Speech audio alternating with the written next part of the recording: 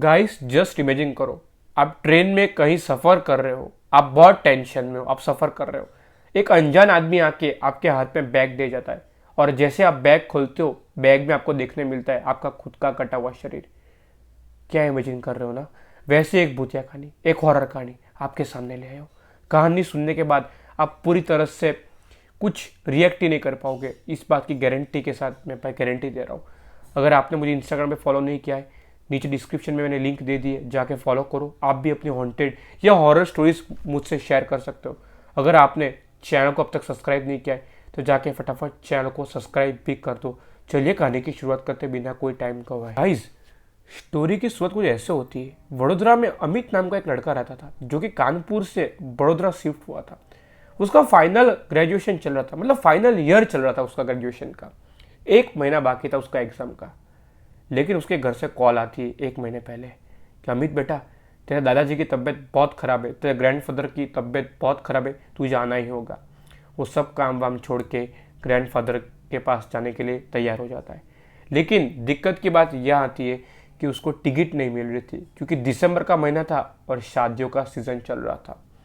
वो बहुत ट्राई करता है, बहुत एजेंट को फ़ोन करता है, उसको टिकट नहीं मिलती। लेकिन वो सोचता है कि मैं सेकंड एसी या फर्स्ट एसी की भी तत्काल में टिकट कराऊंगा तो कहीं ना कहीं हो ही जाता है। स्टेशन जाता है अमित, एक दिन पहले विंडो पे खड़ा रहता है और तत्काल टिकट उसको मिल जाती है सेकंड एसी की। बहुत अमित हाथ में टिकट देखते हुए बहुत खुश हो जाता है। चलो आखिर में कानपुर तक मुझे जनरल डिब्बे में सफ़र नहीं करना पड़ेगा, मैं आराम से बैठ के एसी डब्बे में पहुंच जाऊंगा। और ऐसे ही मेरी तबीयत भी कुछ सही नहीं है, सीट दर्द हो रहा है और हल्का सा बुखार भी लग रहा है। जब अगला दिन निकलता है, अमित स्टेशन जाने के लिए रवाना हो जाता है। ऑटो वालों भैया को बोलता है, भैया जी स्टेशन ले लीजिए। 8:30 बजे की उसकी ट्रेन थी, वो 7:30 बजे वहाँ पे पहुँच जाता है। लेकिन वहाँ पहुँचने के बाद अमित को ये पता चलता है कि ट्रेन आधा घंटा लेट चल रही है, यानी 9 बजे ट्रेन स्टेशन पे आएगी। अमित थोड़ा सा और परेशान हो गया, यार यहाँ पे तबीयत सही नहीं है, यहाँ पे ट्रेन भी लेट हो रही है और ठंड का भी सीज़न है और ठंड भी लग रही है और दादाजी की तबीयत वहाँ पे बिगड़ ही रही है। लेकिन 9 साढ़े 9 तक ट्रेन आ जाती है। फाइनली अमित ट्रेन में चढ़ जाता है। ट्रेन में चढ़ने के बाद उसका जो बोगी था, उसका जो कोच था, इतना मतलब खाली था, इतना खाली था कोच कि उसको वो खुद पे भरोसा नहीं हो रहा था उसको कि ये जो मैं देख रहा हूँ ये सही है। टिकटें सारी फुल दिखा रहे हैं और कोच में कोई भी नहीं है। ये सब कुछ बात इग्नोर करता है और ऊपर वाली बर्थ उसको मिलती है, वो जाके ऊपर वाली बर्थ पे सो जाता है। वो इतनी गहरी नींद में चला गया था कि 2 स्टेशन कब निकल गए, 2 स्टेशन बड़ौदा के बाद जो 2 स्टेशन आते हैं उसको खुद को पता नहीं चला। वो जब उठा तो वो ये देखता है कि ट्रेन में लोग आ चुके हैं, अभी भर चुकी है बोगी पूरी तरह से। वो थोड़ा आधा घंटा के लिए और सो जाता है। जैसे वो सोता है, मानो 15 या 20 मिनट हुई होगी, ट्रेन कहीं साइडिंग में जगह लेती है, यानी साइडिंग में रुक जाती है ट्रेन कहीं। रुकने के बाद पूरी बोगी में मानो सन्नाटा हो गया, एसी भी काम करना बंद कर देता है और अमित की नींद खुलती है। साला ये क्या हुआ, 15 मिनट हुए मुझे सोते हुए और ट्रेन में एसी कैसे बंद हो गया। वो नीचे उतर के ये देखता है कि ट्रेन कहीं साइडिंग में लगी हुई है, सिग्नल ना मिलने की वजह से साइडिंग में हुई है। उसकी एसी कोच के जस्ट बाजू में एक जनरल डिब्बा था। जनरल कोच जो होता है उसका सेकंड कोच एसी के बाद लास्ट डब्बा था, वो जनरल कोच था। वो देखता है कि पीछे जो पब्लिक है वो भी नीचे उतरी हुई है, कोई जंगल में ट्रेन खड़ी है। तो अमित सोचता है साला मैं भी उतर जाता हूँ, ऐसे भी गर्मी लग रही है मुझे अंदर, थोड़ी बाहर ठंडी है, थोड़ी ठंडी का एहसास लेता हूँ या मज़ा लेता हूँ, क्योंकि अंदर तो बहुत ख़राब गर्मी लग रही है, एसी ही बंद हो चुका है। और अमित फाइनली नीचे उतर जाता है। उतरते यही कोई 15-20 मिनट हुए हो गए अमित को। ट्रेन हॉर्न देती है, सिग्नल मिल चुका है, इसलिए बाकी लोग भी ट्रेन में चढ़ गए। लेकिन जैसे अमित ट्रेन के अंदर चढ़ने गया, उसको पीछे से आवाज़ आती है, बेटा, ओ बेटा। अमित पीछे घूम के देखता है कि कोई वाइट कुर्ता पहना हुआ कोई आदमी, लंबा चौड़ा, पैरों में मोजरी पहनी हुई और कानों में बुट्टी लगाए उसको चिल्ला रहा है। अमित बोलता है, जी अंकल बोलिए। वो बुढ़ा आदमी बोलता है, आदमी थोड़ा बुढ़ा टाइप था, यही कोई 60 साल का होगा। बोलता है, बेटा थोड़ा मदद करो, मुझे कोच में चढ़ना है, ये मेरा सामान है। लेकिन अमित ये बोलता है कि यहाँ पे कोई स्टेशन भी नहीं है और ये चढ़ रहा है कैसे। बोला कि ये एसी कोच है, जनरल कोच पीछे है, ये एसी कोच है। तो वो आदमी, जो बुढ़ा आदमी, बोलता है, कोई बात नहीं, मैं एडजस्ट कर लूँगा, टीसी से बात कर लूँगा। ऐसे बोल के वो अमित की मदद से कोच में चढ़ जाता है और वो आदमी जो बुढ़ा था वो अमित से बहुत खुश हो जाता है, बोलता है कि बेटा तूने मेरी इतनी मदद की है और तूने मुझे हाथ पकड़ के अपने कोच में बुलाया है, तेरी बहुत बहुत आभार। ऐसा बोल के वो बहुत खुश होता है और वो वहीं खड़ा हो जाता है। लेकिन अमित ये बोलता है, एक काम कीजिए, आप अंदर जाके बैठ जाइए, क्या यहाँ पे तो ठंड बहुत है और ऐसे मैं भी अंदर ही जा रहा हूँ, आप अंदर आ जाइए। बोला नहीं नहीं, टीसी यहाँ आएगा, मैं यहीं बात करके अंदर आ जाऊँगा। वो बोला ठीक है, और अमित अंदर चला जाता है। थोड़ी देर ही हुई होगी कि अमित को जोर से वॉशरूम आती है और वो वॉशरूम करने चला जाता है। वॉशरूम करने के बाद वो जैसे ही वॉशरूम से बाहर आता है वो देखता है कि वो लंबा चौड़ा आदमी, बुढ़ा आदमी यहीं खड़ा है अभी भी। वो बोलता है अब तक टीसी नहीं आया क्या अंकल जी? वो बुढ़ा बोलता है नहीं आया बेटा। बेटा लेकिन रुक, तेरे लिए मैं कुछ लाया हूँ। तो अमित बोलता है ना जान ना पहचान, ये मेरे लिए क्या लाया है? बोला अंकल आप मेरे लिए कैसे कुछ ला सकते हो, आप तो मुझे जानते भी नहीं हो। वो बुढ़ा भी बोलता है तेरे लाया मतलब तूने मेरे को इतनी हेल्प की ना, तो ये ले मिठाई खा, मेरी बीवी ने बनाई है मिठाई, बहुत अच्छी मिठाई बनाती है वो। अमित बोलता है नहीं नहीं रहने दो। वो बोलता है नहीं तुझे खानी ही पड़ेगी, तूने मुझे इतनी मदद करके ऊपर चढ़ाया है, ये मेरा सामान चढ़ाया है, तुझे मिठाई खानी ही पड़ेगी। अमित बोलता है चलो यार बुजुर्ग है, मान रख लेता हूँ। और कुछ सफ़ेद कलर के कुछ लड्डू जैसे थे, वो सफ़ेद कलर के कुछ मिठाई जैसी थी, मेरा मतलब थोड़ा सा लेके से खा लेता है अमित। वहीं 10-15 मिनट वही बातचीत उनकी चल रही थी और वो बुढ़ा आदमी बोलता है अमित को ये सामान का थोड़ा ध्यान रख, मैं अभी वॉशरूम होके आता हूँ। अमित बोलता है जी जी आप जाइए, मैं यहीं खड़ा हूँ। वो बुढ़ा आदमी वॉशरूम करने चले जाता है अंदर। मानो 20 मिनट हो गई, आधा घंटा हो गया, वॉशरूम से वो बुढ़ा आदमी बाहर ही नहीं निकल रहा है, बाहर ही नहीं निकल रहा है। अमित कंफ्यूज हो गया, ये साला आधा घंटा हो गया अब तक ये बाहर नहीं निकला। धीरे धीरे 1 घंटा पूरा हो गया। अमित जाता है, ठक ठक करता है, नॉक नॉक करता है वॉशरूम, वो ऐसे करता है और खोलता है, वॉशरूम में वो बुढ़ा आदमी है ही नहीं। अमित का दिमाग हिल गया। अमित बोला मेरे आंखों के सामने वॉशरूम में गया है, वॉशरूम में कोई खिड़की भी नहीं है कोई कूद के भाग सके, पूरा वॉशरूम पैक है और ट्रेन भी तेज रफ्तार में चल रही है। सामने वाला वॉशरूम चेक किया, उधर भी नहीं। अमित हो गया कंफ्यूज, और पीछे तो बंद होता है, एसी और जनरल कोच के बीच में जो दरवाज़ा होता है बंद होता है। वो बोलते हैं वो तो जा ही नहीं सकता उधर, ये गए तो गया क्या, और मुझे इतनी बड़ी बैग दे गया। और ये टेंशन में आ गया अमित यहाँ पे कि साला इतनी बड़ी बैग दे गया, बैग में कुछ ऐसी चीज़ ना हो जिससे मेरी वजह से लोग समझ जाओ मुझे मैं क्या कहना चाहता हूँ। क्योंकि काफ़ी बार ऐसा होता है कि अनजान आदमी किसी को बैग दे जाता है और बैग में कुछ गैर कानूनी चीज़ निकलती है। अमित बोलता है मैं बैग खोल करके चेक कर लेता हूँ, अगर ऐसा कुछ होगा तो मैं बैग फेंक दूंगा। अमित धीरे से बैग खोलता है और जैसे ही वो बैग खोलता है उसको जो दिखता है दिमाग का दही हो जाता है। उसको ये दिखता है कि मतलब उसका पूरा कटा हुआ दिमाग, शरीर वो बैग के अंदर है। अमित ये देख के बैग फेंक देता है बाहर और फटाफट अपनी सीट पे जाके सो जाता है। अमित को मानो बुखार और चढ़ गया कि ये मैंने क्या देख लिया, खुद का कटा हुआ शरीर और ये सब क्या हो रहा है। वो सीट पे जाके सो गया। मानो 10 मिनट वो हो गए, सीट से नीचे आवाज़ आ रही है कुछ, ये उसकी अपर सीट, और नीचे की सीट से उसको कुछ ऐसे चबाने की आवाज़ आ रही है, ऐसी आवाज़ आ रही है। वो बोलता है ये चबाने की आवाज़ क्या आ रही है। वो जैसे ही नीचे देखता है कि वही बुढ़ा आदमी उधर ही खड़ा है सीट के उसके पास और उसके खुद के हाथ खा रहा है।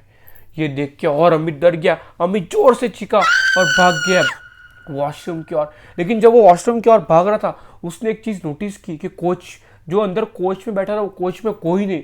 जो लोग बैठे थे वो उतर कैसे गए, कोच में लिटरली कोई नहीं, पूरा कोच खाली। और वॉशरूम की ओर भाग गया, वॉशरूम में जाके बैठ गया शांति से।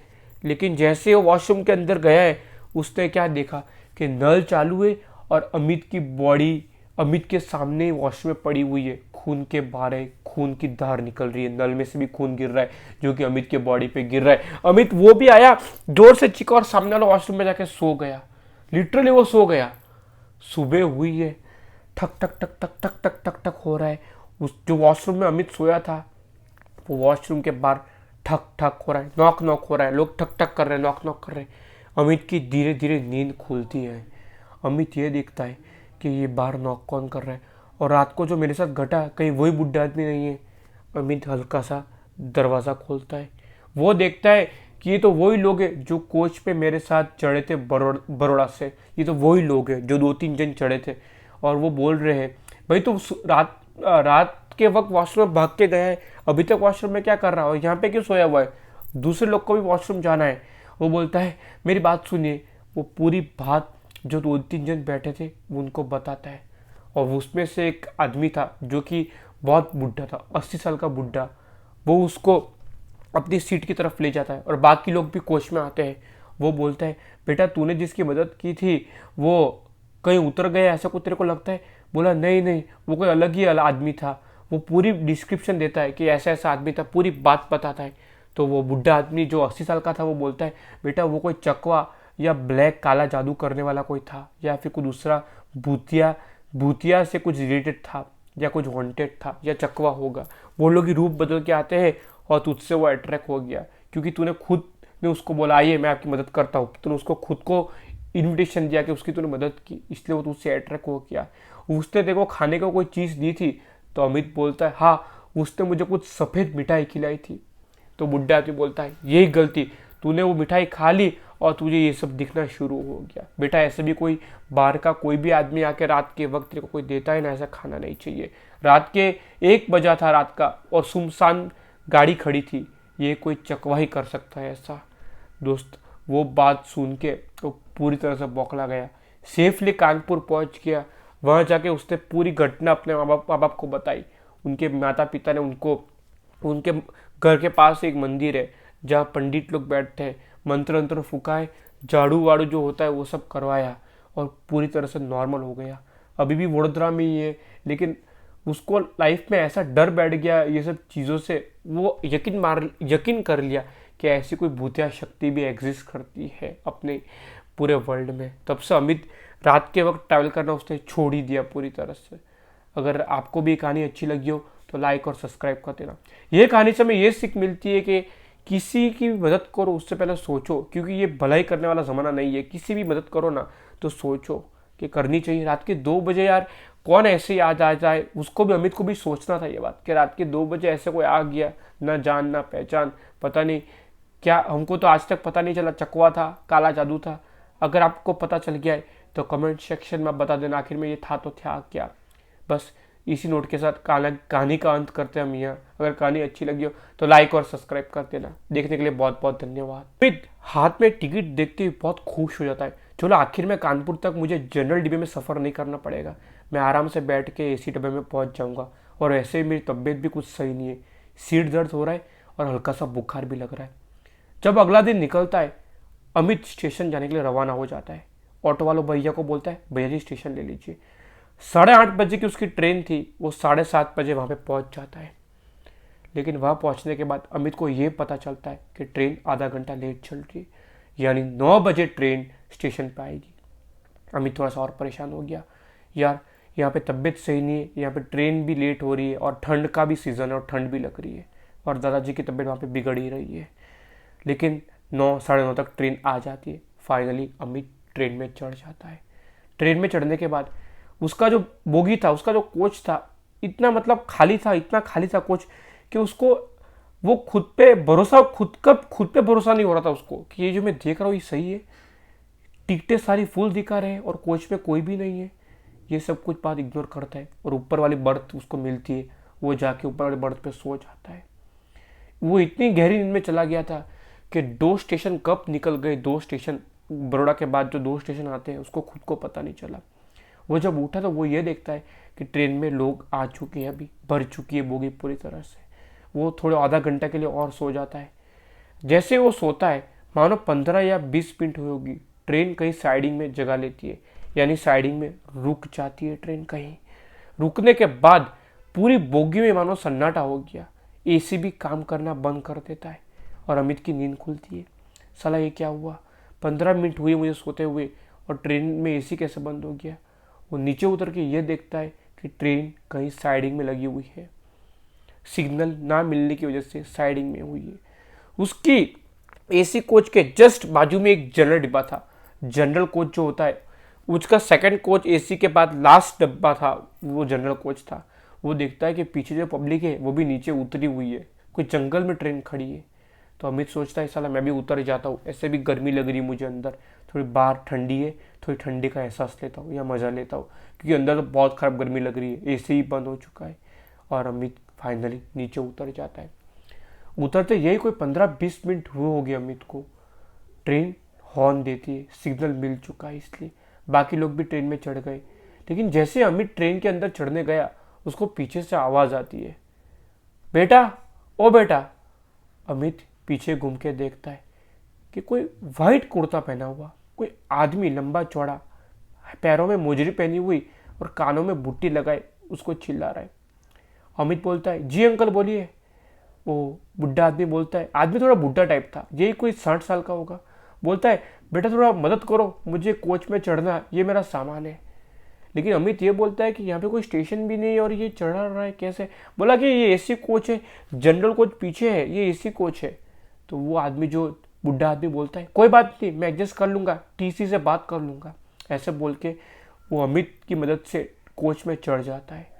और वो आदमी जो बुढ़ा था, वो अमित से बहुत खुश हो जाता है। बोलता है कि बेटा, तूने मेरी इतनी मदद की है और तूने मुझे हाथ पकड़ के अपने कोच में बुलाया है, तेरी बहुत बहुत आभार। ऐसा बोल के वो बहुत खुश होता है और वो वहीं खड़ा हो जाता है।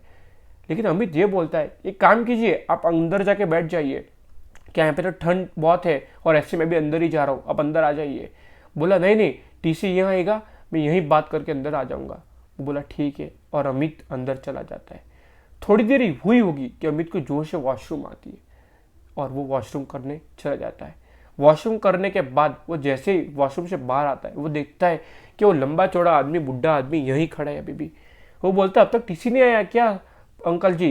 वो बुढ़ा बोलता है, नहीं आया बेटा। बेटा लेकिन रुक, तेरे लिए मैं कुछ लाया हूँ। तो अमित बोलता है, ना जान ना पहचान, ये मेरे लिए क्या लाया है?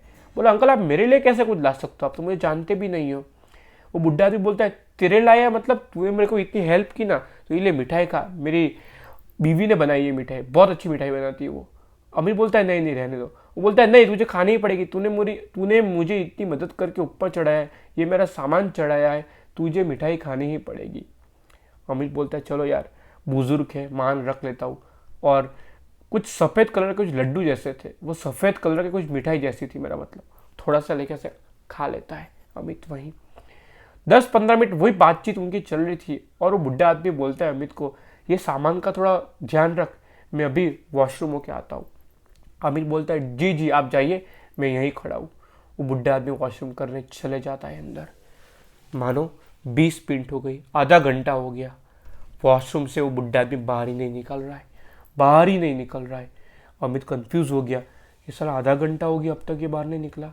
धीरे धीरे 1 घंटा पूरा हो गया। अमित जाता है, ठक ठक करता है, नॉक नॉक करता है वॉशरूम, वो ऐसे करता है और खोलता है, वॉशरूम में वो बुढ़ा आदमी है ही नहीं। अमित का दिमाग हिल गया। अमित बोला, मेरे आंखों के सामने वॉशरूम में गया है, वॉशरूम में कोई खिड़की भी नहीं है कोई कूद के भाग सके, पूरा वॉशरूम पैक है और ट्रेन भी तेज रफ्तार में चल रही है। सामने वाला वॉशरूम चेक किया, उधर भी नहीं। अमित हो गया कंफ्यूज, और पीछे तो बंद होता है, एसी और जनरल कोच के बीच में जो दरवाज़ा होता है बंद होता है। वो बोलते हैं, वो तो जा ही नहीं सकता उधर, ये गया तो गया क्या, और मुझे इतनी बड़ी बैग दे गया। और ये टेंशन में आ गया अमित यहाँ पे कि साला इतनी बड़ी बैग दे गया, बैग में कुछ ऐसी चीज़ ना हो जिससे मेरी वजह से लोग समझ जाओ मुझे मैं क्या कहना चाहता हूँ। क्योंकि काफ़ी बार ऐसा होता है कि अनजान आदमी किसी को बैग दे जाता है और बैग में कुछ गैर कानूनी चीज़ निकलती है। अमित बोलता है, मैं बैग खोल करके चेक कर लेता हूँ, अगर ऐसा कुछ होगा तो मैं बैग फेंक दूंगा। अमित धीरे से बैग खोलता है और जैसे ही वो बैग खोलता है, उसको जो दिखता है दिमाग का दही हो जाता है। उसको ये दिखता है कि मतलब उसका पूरा कटा हुआ दिमाग, शरीर वो बैग के अंदर है। अमित ये देख के बैग फेंक देता है बाहर और फटाफट अपनी सीट पे जाके सो जाता है। अमित को मानो बुखार और चढ़ गया कि ये मैंने क्या देख लिया, खुद का कटा हुआ शरीर और ये सब क्या हो रहा है। वो सीट पे जाके सो गया।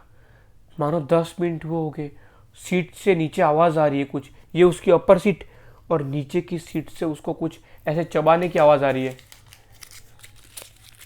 ऐसी आवाज़ आ रही है। वो बोलता है, ये चबाने की आवाज़ क्या आ रही है। वो जैसे ही नीचे देखता है कि वही बुढ़ा आदमी उधर ही खड़ा है सीट के उसके पास और उसके खुद के हाथ खा रहा है।